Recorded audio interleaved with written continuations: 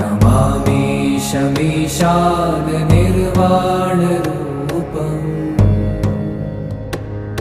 विभुं व्यापकं ब्रह्मवेदस्वरूपम्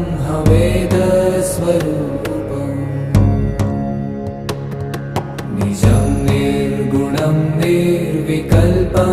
निरीहम्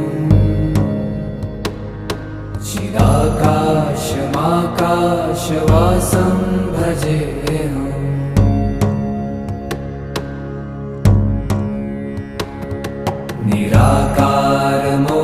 निराकारमोङ्कारमूलं तुरीयम्